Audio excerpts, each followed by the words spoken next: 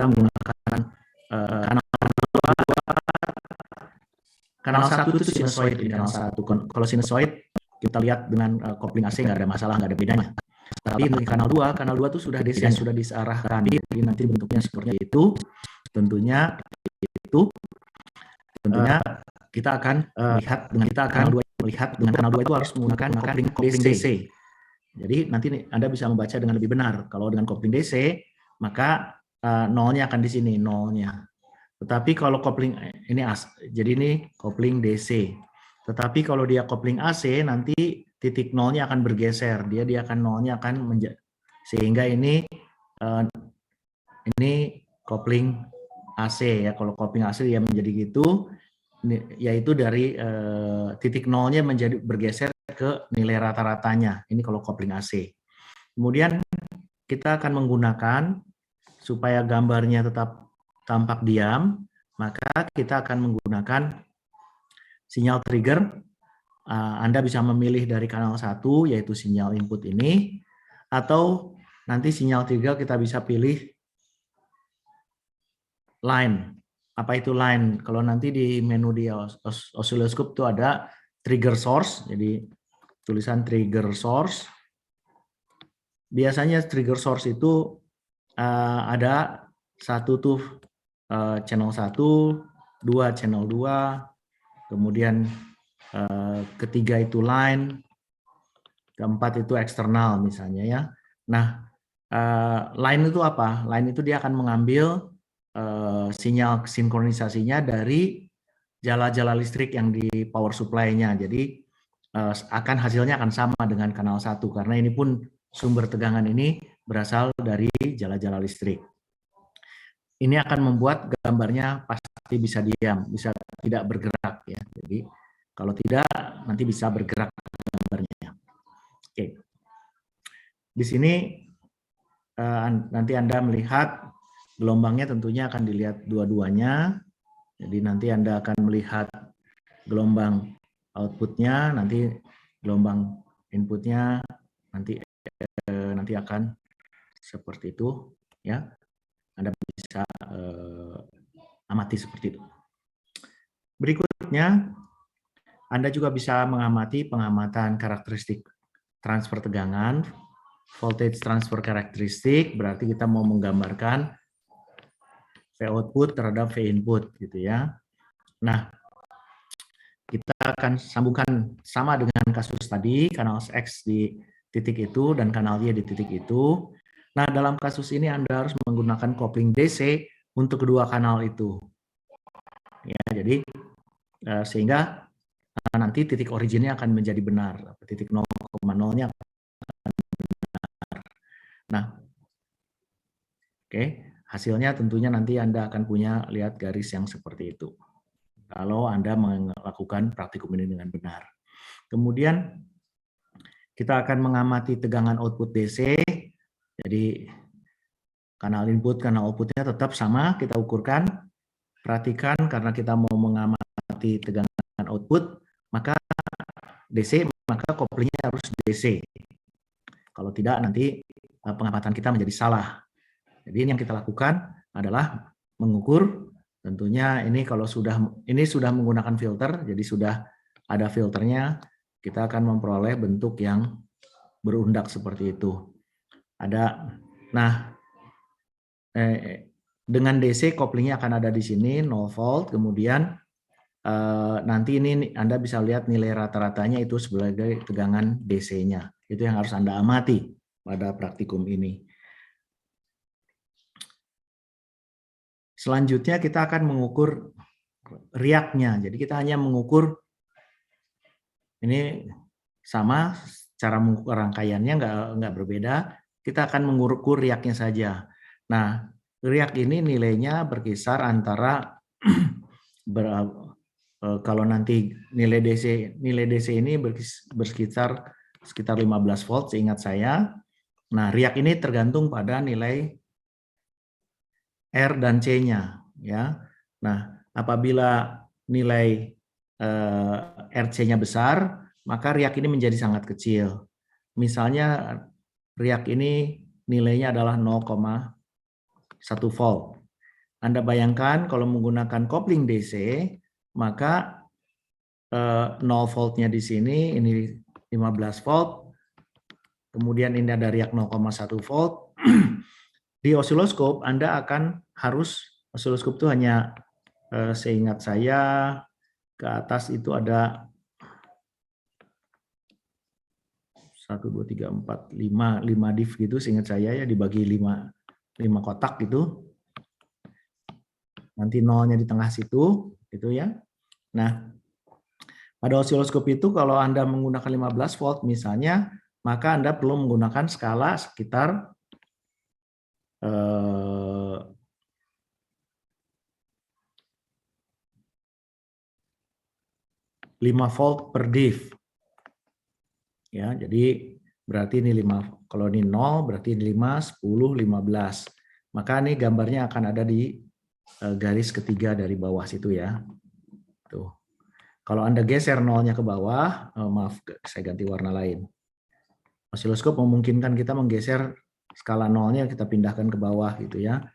Nah, kalau dalam kasus itu tentunya kita bisa menggunakan skala 2 volt per div. Ini pembacaan yang lebih baik, nanti dia akan muncul di entah di baris mana gitu ya angkanya.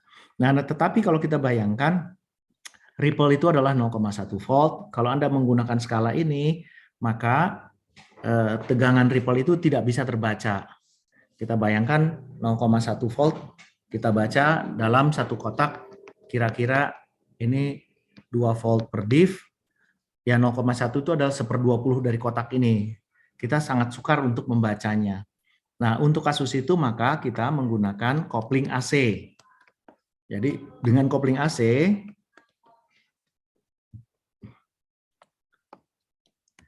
Anda perlu bereksperimen nanti ketika mencoba mengaktifkan dan enable dan disable couplingnya, memilih AC.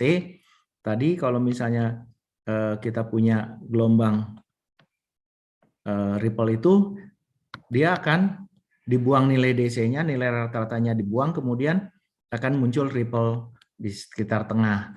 Nah, untuk 0,1 volt kita sekarang bisa menggunakan skala misalnya 10 milivolt per div. Oke, 20 milivolt per div misalnya.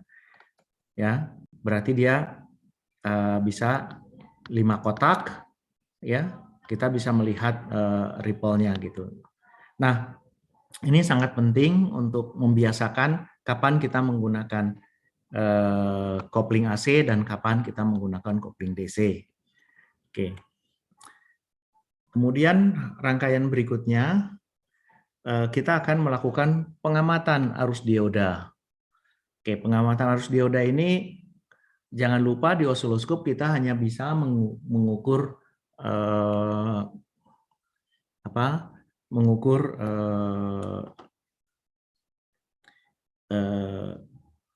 tegangan. Sementara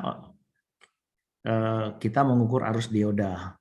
Oleh karena itu, kita harus menggunakan resistor yang cukup kecil sehingga kita tidak mengganggu rangkaian yang kita ukur.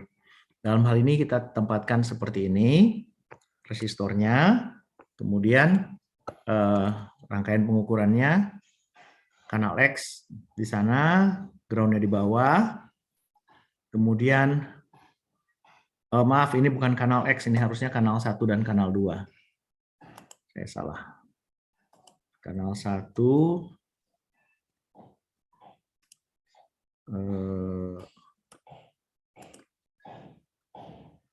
kalau X-nya itu berarti mode tegak ya. Kanal 2. Ini kanal 1, kanal 2 udah betul. Oke.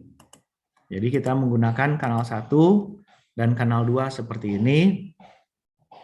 Nah, orde arus ini cukup kecil ya, jadi arus kita itu nanti di orde puluhan miliampere dan resistor ini kita gunakan seingat saya sekitar 1 ohm ya. Ya, resistor yang kita gunakan dibandingkan dengan beban di sini resistansinya sekitar 1 kilo ohm. Ini 1 ohm, jadi tegangan di resistor ini dapat kita abaikan kira-kira. Nah, nanti kita akan mengamati ya. Jadi di ini oke. Kanal 1 itu untuk melihat gelombang sinusoid inputnya. Oke. Kanal 2 itu melihat arusnya. Nanti Anda juga perlu menggeser, sebentar, discard. Ini kanal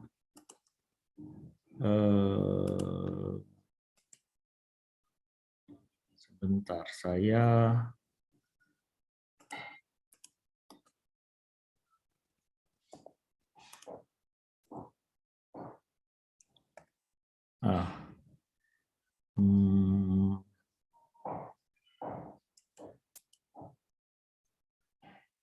ini dalam mode waktu ya nanti ya kita lakukannya. Kanal 1 nanti satu saat Anda pindahkan ke sini untuk melihat hubungan kanal 1 untuk melihat hubungan ketika ripple dengan dioda on-nya kapan. Ini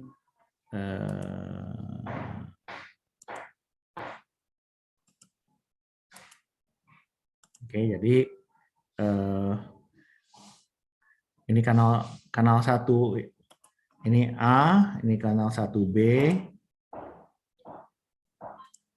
Jadi kalau pada saat kanal 1 di posisi A, maka kita akan mengukur sinyal inputnya, sinusoidnya. Pada saat dia di kanal 1B, oke, kita akan mengamati, membandingkan.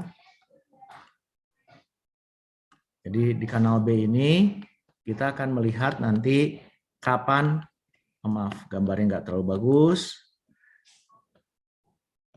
Nanti Anda punya seperti itu, nolnya mungkin di bawah sana, ini Anda bisa menggunakan DC, kemudian nanti Anda akan melihat arus seperti itu. Kira-kira ya gambarnya. Nah, Anda bisa merelasikan bahwa saat ini, saat naik, itulah saat di mana diodanya konduksi. Anda bisa melihat itu, dan Anda bisa melihat berapa nilai arusnya. Oke. Ini adalah pengamatan arus dioda. Nah, ketika Anda mengamati yang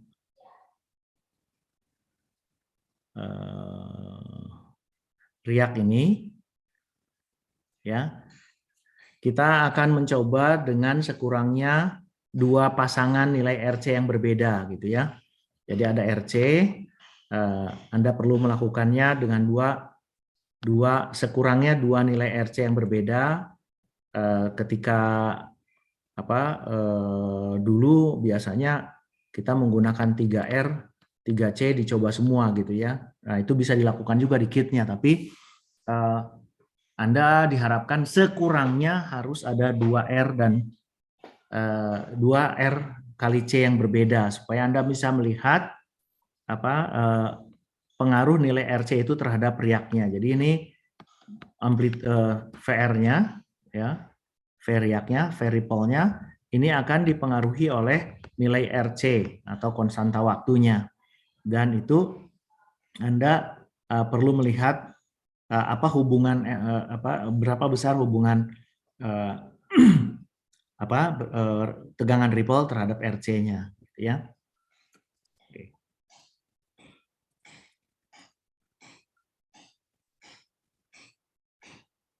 Oke, berikutnya kita akan melakukan pengamatan mengukur resistansi output dari rangkaian penyiarah tersebut yang dengan filter.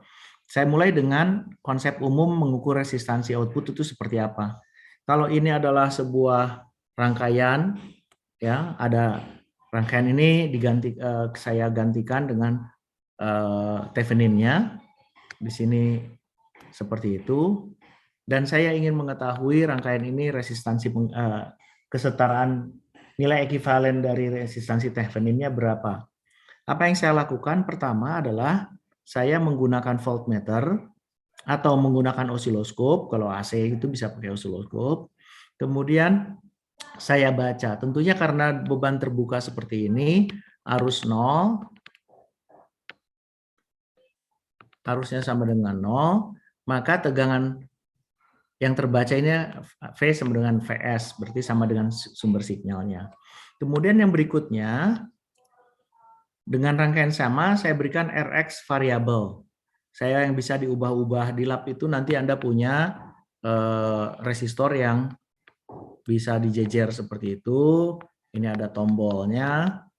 Kemudian Anda bisa mengatur ini order kilo ohm, ini 100 ohm, 10 ohm. Nah, ini antara 0 sampai 10. Ini kemudian 1 ohm dan seterusnya dijejer. Anda bisa atur-atur. Nah, kita atur rangkaian ini, kemudian kita bebani. Jadi rangkaian penyiaran kita bebani dengan variabel R yang variabel, dan kita buatkan sebagai alih daya maksimum. Artinya apa? Artinya voltmeter ini harus membaca setengah dari nilai Vs yang sebelumnya ketika beban terbuka. Dengan demikian kita bisa tahu bahwa RO-nya akan sama dengan Rx, ya, karena ini membagi dua tegangan. Baik. Nah, selanjutnya kita akan lihat rangkaian untuk pengukuran gelombang penuh. Oke. Untuk pengukuran penyiar gelombang penuh, kita menggunakan dua rangkaian. Rangkaian pertama kita menggunakan transformator dengan center tap, ya, berarti ada gulungan yang berbeda fasa, ya. Anda perhatikan letak gulungannya. Jadi kalau di sini ada sinusoid gitu, maka di sini kita punya sinusoid yang itu, di bawah ini kebalikannya gitu ya, berbeda fasa 180 derajat. Nah,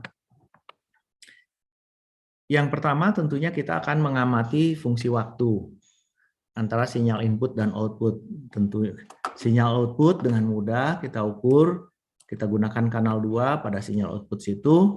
Sinyal inputnya kita hanya bisa mengukur salah satu saja saat yang bersamaan. Jadi kalau kecuali Anda menggunakan kedua kanal, misalnya mau lihat betul nggak sinyal di A ini dan sinyal B beda fasa 180 derajat, Anda menggunakan kanal 1 ke A, kanal 2 ke B, maka Anda akan punya gelombang yang berlawanan, itu seperti ini gitu ya. Nanti Anda itu tapi penuh beda fasa 180 derajat. Kemudian berikutnya untuk mengamati output, kita gunakan kanal output. Nah, perhatikan karena kanal 2 ini sudah mengukur DC, maka kita menggunakan kopling DC untuk kanal 2. Dan sama dengan kasus sebelumnya, kita akan menggunakan sumber sinyal, triggernya kanal 1 atau line. Ini Anda set sekali saja ketika awal praktikum ya. Dan kalau Anda hari kedua praktikum, biasanya hari sebelumnya yang sudah praktikum sudah meneset ini sumber triggernya dengan benar, Anda tinggal pakai. Tapi kadang-kadang kalau ada pergantian osiloskop, nah Anda harus cek triggernya itu sudah benar atau belum. Nanti kalau enggak gambarnya akan bergerak. Jadi di osiloskop itu kalau triggernya nggak benar, dia akan bergerak gambarnya di layar, ya, entah ke kanan atau ke kiri. Oke, kalau dia tidak sinkron. Oke, kemudian kita akan mengamati. Jadi sebentar, yang ini tentunya nanti Anda akan punya mengukur seperti ini. Maaf, biru dan hijau, biru dan merah. Jadi nanti Anda punya kita punya seperti itu. Dan outputnya nanti kita punya akan seperti ini. Oh, maaf, gelombang penuh.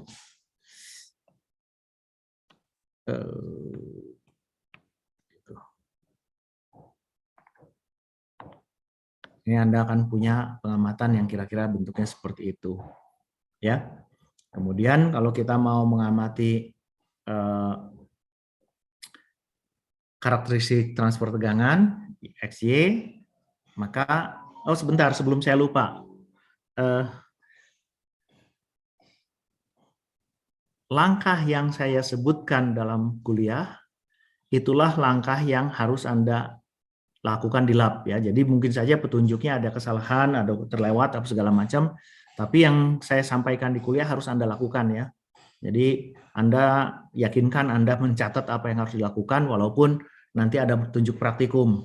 Kalau Anda kemudian tidak melakukan apa yang saya minta, saya jelaskan di kelas, ya nanti Anda kena diskon nilainya ya, nggak akan mungkin dapat A gitu. Itu aja ya. Sebelum saya lupa. Jadi karena praktikum Anda ini nanti tidak persis seperti praktikum-praktikum yang dilakukan pada kakak kelas Anda sebelum masa pandemi. Mereka tuh jauh lebih banyak yang dikerjakan. Anda jauh lebih sedikit dan sudah diberikan penjelasan lebih lengkap supaya Anda mudah masuk klub dengan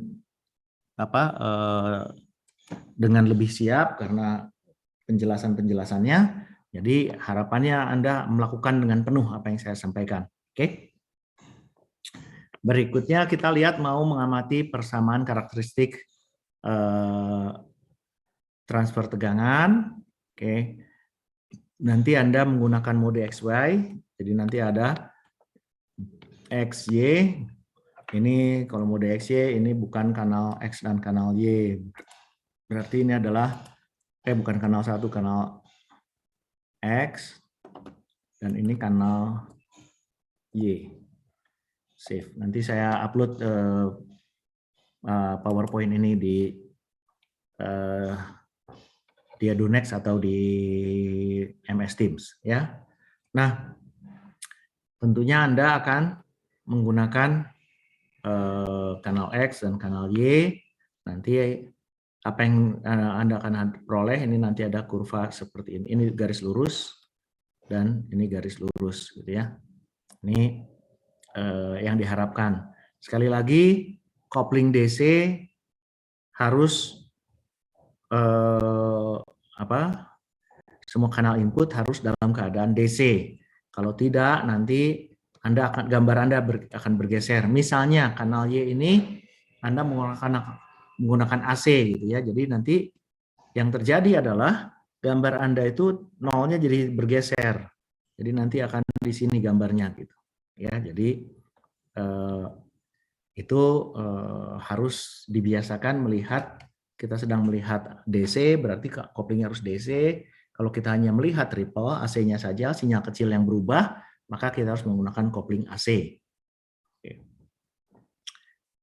Selanjutnya kita akan mengamati tegangan output DC, sama caranya dengan yang tadi ya. Oke.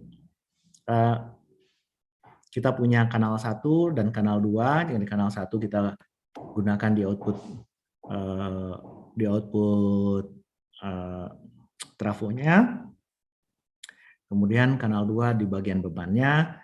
Jangan lupa di sini jangan lupa koplingnya DC. Ini sih sudah pasti tetap dipergunakan setiap saat. Dan Anda akan hasilkan sinyal yang akan ada kelihatan ripple seperti itu di layar. Anda harus menggunakan skala terbaik, jadi supaya ini sebaik mungkin mengukurnya. Oke. Satu, yang saya perlu ingatkan,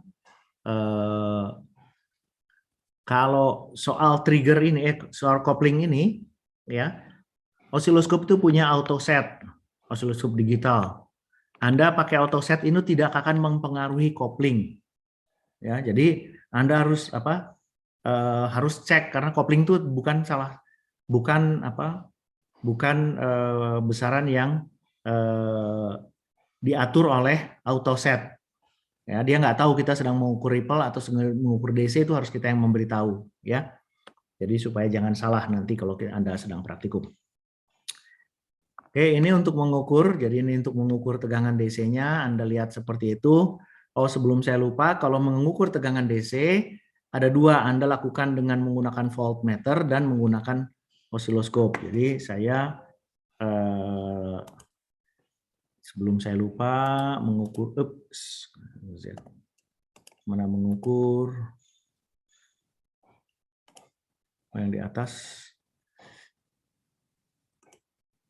Oke.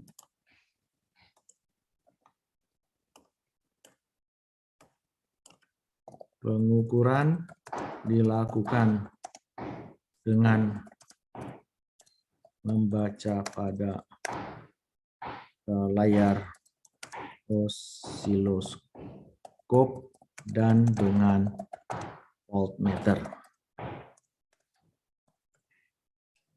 Ini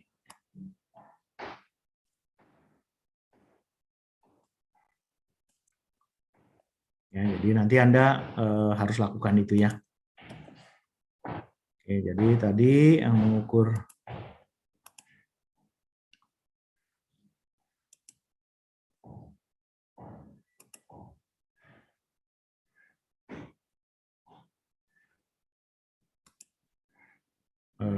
mana tadi? Oke, ini saya geser. Ya, Anda lakukan dua cara. Jadi tidak hanya menggunakan osiloskop, tapi juga menggunakan voltmeter. Baik.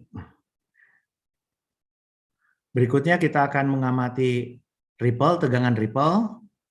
Ya, untuk tegangan ripple rangkaian yang sama, sekarang koplingnya AC. Kemudian Anda nanti harus mengubah skalanya. Kemudian Anda mengukur. Nah, Anda diminta mencoba membandingkan juga dengan osiloskop, kalau osiloskop, pengukuran dengan osiloskop dan dengan voltmeter AC ya. Jadi nanti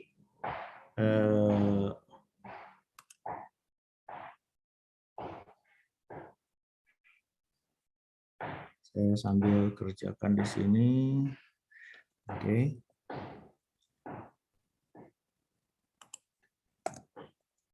Yang tadi itu voltmeter DC. Oke. Anda perlu bandingkan juga dengan voltmeter AC. Oke.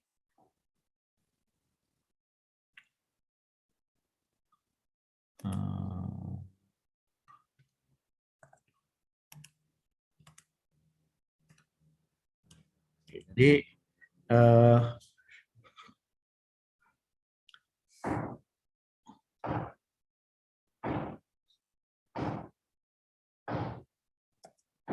oke.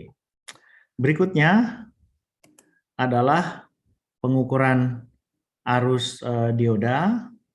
Perhatikan di sini kita akan mengukur arus dioda pada resistor. Jadi kita lihat di mana kita menempatkan diodanya. Sebentar, saya ini harusnya ada kapasitornya supaya melihat.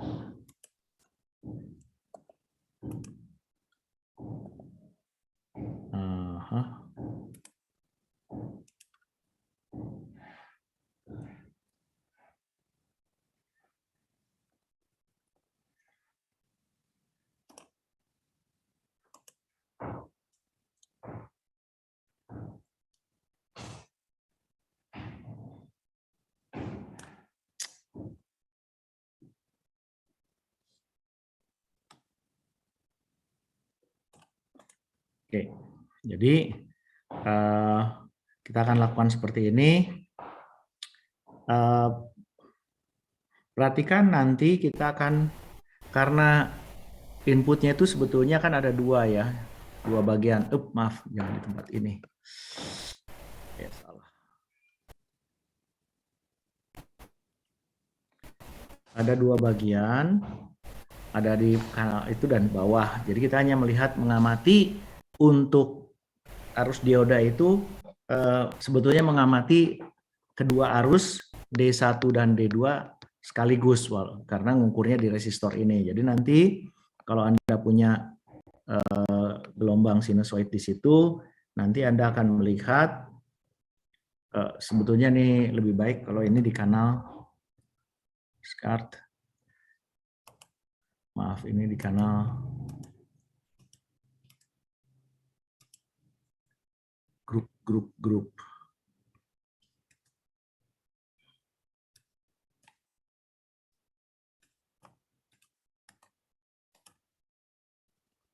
Oke. Ini ada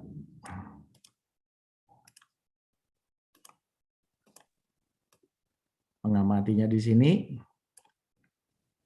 Ya, kanal satunya di situ dalam fungsi waktu. Sebentar, yang pengukuran sebelumnya.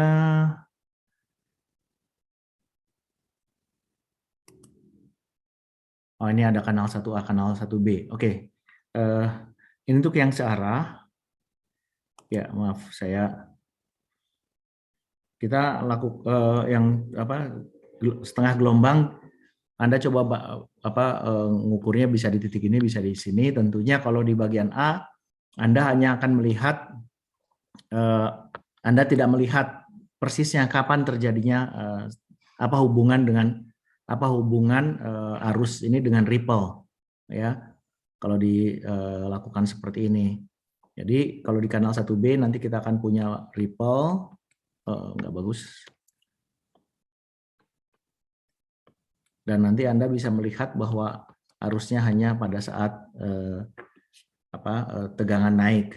Tapi kalau Anda mengamatinya di kanal A, apa yang terjadi ya di kanal A kita nggak lihat apa-apa gitu. Di sini ada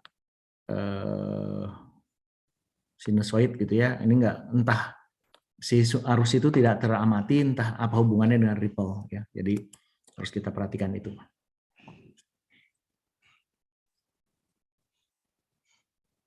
Oke, ini untuk pengukuran gelombang setengah per gelombang penuh dengan dengan menggunakan osiloskop dan nanti maaf, untuk mengukur arus ini tidak menggunakan kita tidak akan menggunakan voltmeter. Nah, sekarang kita lihat rangkaian yang ketiga itu, kita akan melakukan pengukuran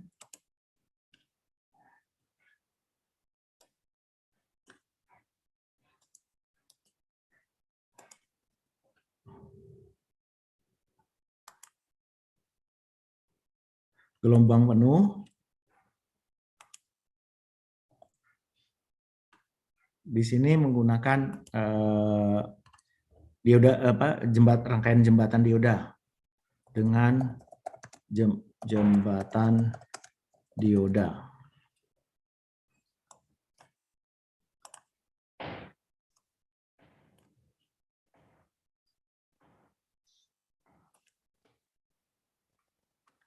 Oke, jadi nanti kita akan punya ini jala-jala, ini kemudian trafo, kemudian kita punya trafo seperti itu, dan setelah trafo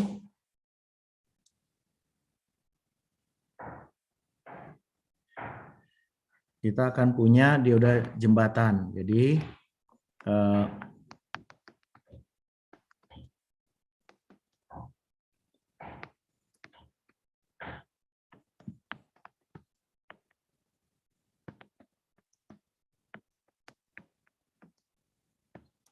kemudian outputnya kita ambil di titik ini,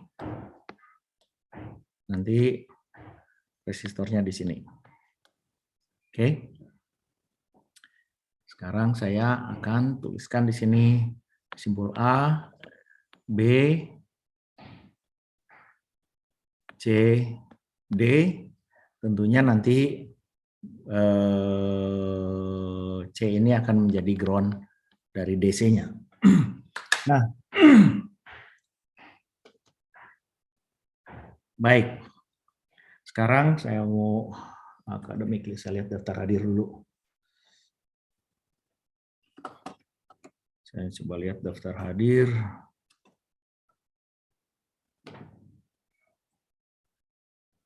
Ini kelas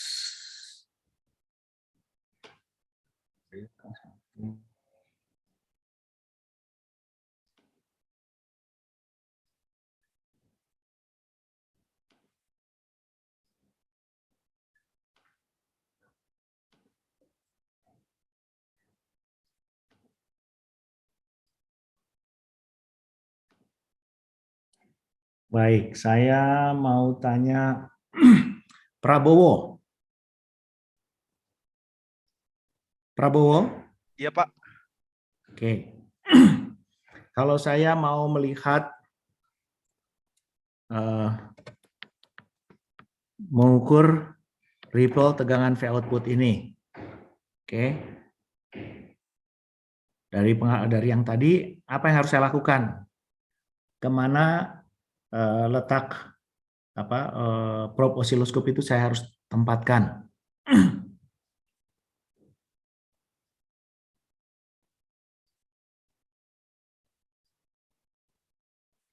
Halo?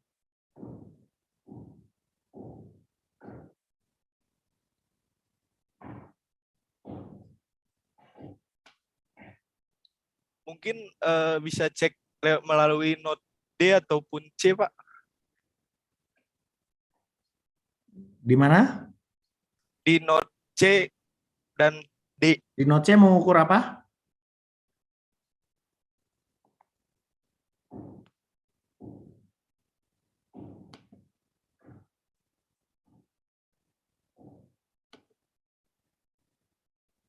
Di Note C-nya kita mengukur apa?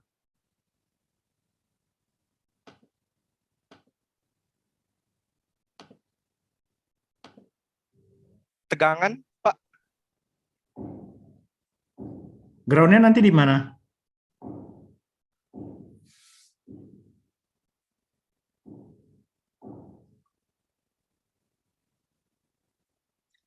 Oke, Nur Safira. Iya, Pak. Oke.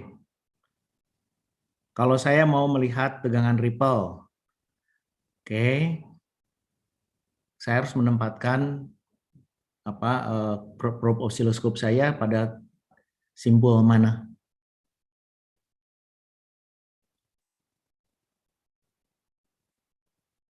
Di A bukan, Pak. Kalau di A mau melihat apa di situ? Terhadap apa? Kalau kita mengukur selalu ada tanda tegangan, ada positif atau negatifnya. Oke. Ya, betul? Nah, positifnya di mana, negatifnya di mana? Oke, kita jangan ripple dulu lah, mengukur menunjukkan tegangan input dengan tegangan output. Jadi saya supaya kelihatan belum ada filternya, saya lihat seperti ini. Tegangan inputnya diukur di mana? Simpul apa dan simpul apa?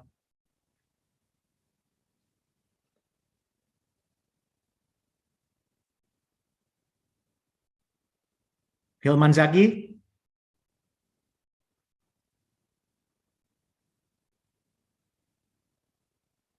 Hilman Zaki?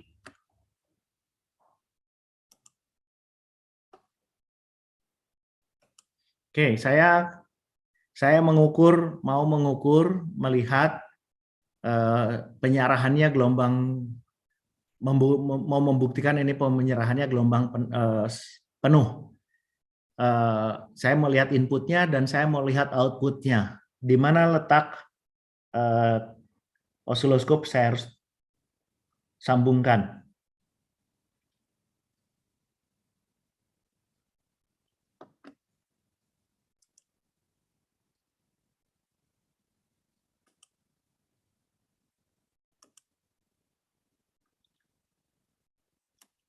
Di D sinyal apa yang letak D untuk apa? Anda sambung di sini D gitu ya. Di D, ini kanal berapa?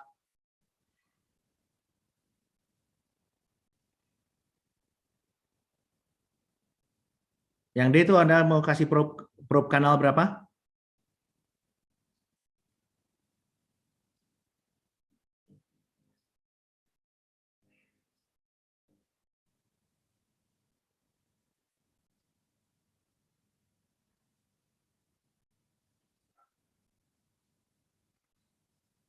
Kamu ngikuti kuliah saya nggak barusan?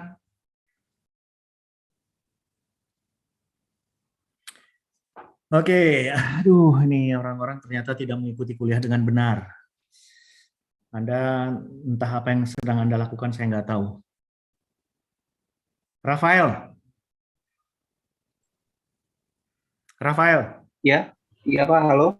ya, Eh, untuk prop-nya ya, ya, eh, ini oke. Kalau yang positif itu yang D, yang negatifnya yang C. Kalau salah. itu untuk prop apa itu? Mengukur apa? Tegangan apa? Eh, tegangan tegangan outputnya Output saya tulis biru. Output. Terus positifnya di mana? eh, di D. Di D, di sini Ya, positifnya. Oke. Groundnya di mana? di C. Groundnya di C, di sini. Terus sekarang inputnya di mana? Inputnya di A. Di A, di sini. Gitu. Ya. Kalau A inputnya groundnya yang mana? Eh, oh, di C juga. Di C. C atau B? Hmm, iya di B mungkin. Di B. Iya, Di sini B. Anda iya. lihat apa yang terjadi kalau Anda lakukan itu. Ground oscilloscope itu sama. Ground Hmm. oscilloscope itu sama.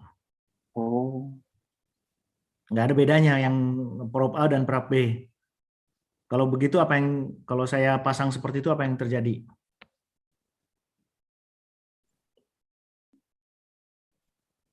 apa itu yang terjadi?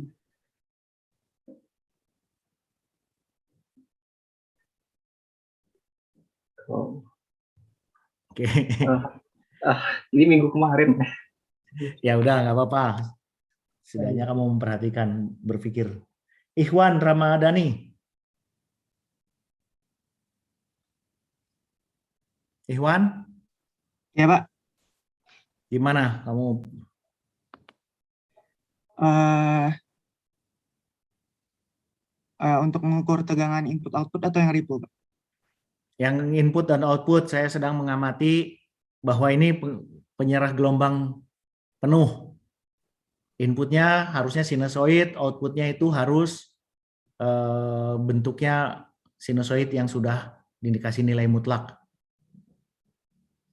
Nah, input diukur di mana? Ini saya kasih warna, saya ganti warnanya. Di input itu saya kasih warna hijau, input.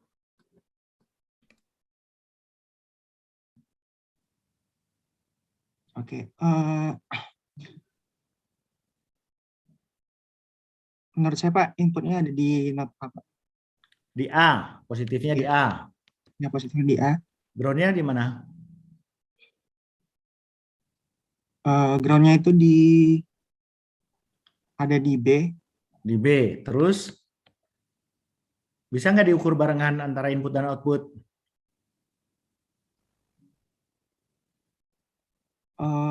Kalau barengan eh, nggak bisa Pak, harus satu-satu dulu. Oke, terima kasih Wan. Jadi untuk rangkaian pengenyarah gelombang dengan kanten jembatan ini tidak bisa kita mengamati input dan output secara bersamaan. Kenapa? Inputnya itu antara A dan B, sedangkan outputnya antara C dan D dan C gitu ya. Ya ini mungkin saya nggak perlu ground. Jadi salah satu kalau kita menggunakan bersamaan itu jadi di ground kan. Kalau saya ground kan ini dan ini di ground kan, ini berarti ini sambung, ini rangkaiannya jadi ngaco. Oke, baik. Saya akan berikan tugas Anda untuk memikirkan untuk pengukuran-pengukuran yang sebelumnya itu gimana caranya untuk gelombang rangkaian gelombang penuh dengan rangkaian jembatan. Ya, itu menjadi tugas minggu depan akan saya tanyakan karena ini praktikumnya dalam 2 minggu lagi Anda harus sudah siap untuk melakukan praktikumnya. Baik, demikian dulu kuliahnya. Sampai ketemu lagi pada hari Kamis yang akan datang. Selamat siang. Maaf Pak, tadi PR-nya apa tadi? Ya, nanti saya tuliskan di di Microsoft Teams. Oke, terima kasih Pak. Terima kasih banyak, Pak. Terima kasih banyak, Pak. Terima kasih, Pak. Terima kasih, Pak. Terima kasih. Terima kasih, Pak.